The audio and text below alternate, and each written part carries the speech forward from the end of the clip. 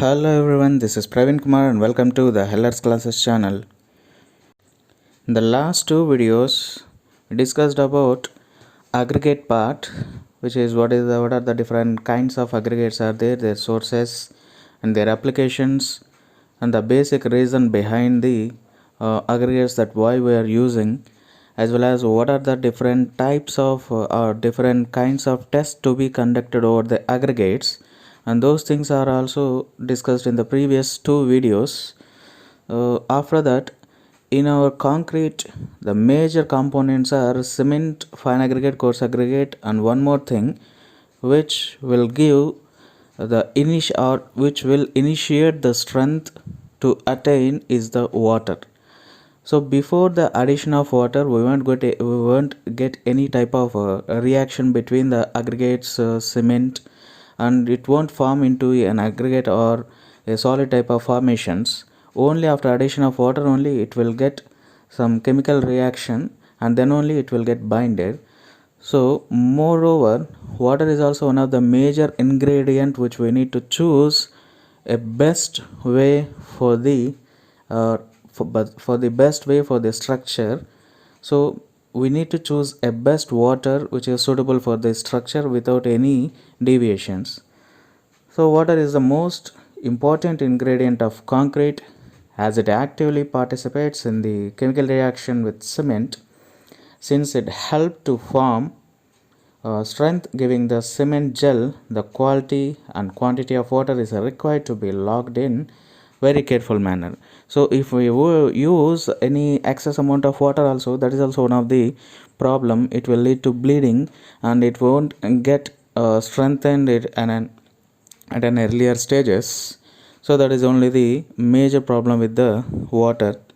If we use the only required amount of water only, then we can get the maximum strength.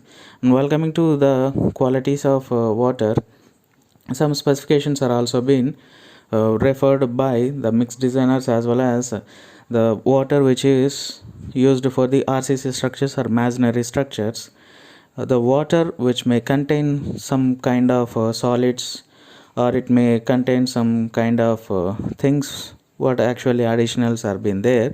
So most probably pH value in general for the drinking purpose it is approximately 6.5 to 8.3 moreover there, but for concrete structure it is about 6 to 8. And while coming to chlorides, it does not exceed 10,000 ppm and sulfate doesn't exceed 3000 ppm. Moreover, for this, if it exceeds that kind of existence in water which we are using for the structure, definitely it will be get deviated and the strength may lose. So not only that part, even silts which are suspended are undesirable as they interfere with the setting, hardening and bond characteristics. A turbidity limits of 2000 ppm has been suggested. So moreover that we won't get any definitely we will get some deviations for the structure.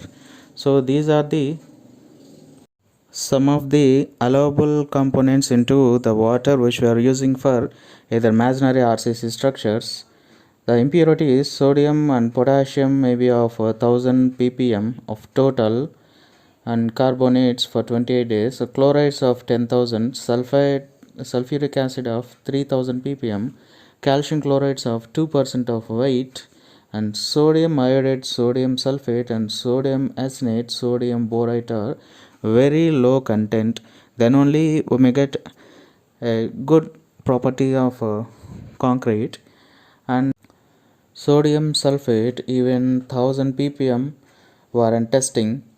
Sodium hydroxide of 0.5%, salts and suspended particles of maximum of 2000 ppm, total dissolved salts of 1500 ppm, and organic matter 3000 ppm. Water containing humic acid or such organic acids may adversely affect the hardening of concrete. 780 mm of the humic acid are expected to have serious impact on the strength of the concrete. And latterly or previously we discussed about the pH value also. In general it should be in between 6 to 8, like for the drinking purpose only. So here also it should not be less than 6. otherwise it will get in acidic nature. The following guidelines should be kept into the consideration regarding the quality of water. To neutralize 100 ml of sample of water using phenolphthalein indicator as an indicator, it should not require more than 5 ml of 0.02 normal NaOH sodium hydroxide. To neutralize 100 ml of sample of water using mixed indicators, it should not require more than 25 ml of 0.2 normal sulfuric acid, normal T. The permissible limits are as follows. Organic matter in general maximum of 200 mg per liter or ppm. Inorganic matter is 3000 ppm. Sulfates of about 400 ppm and chlorides of 2000 ppm at the maximum allowable to the water which is used for the masonry concrete structures. So in the next video I'm going to give a brief idea about the few objective type questions.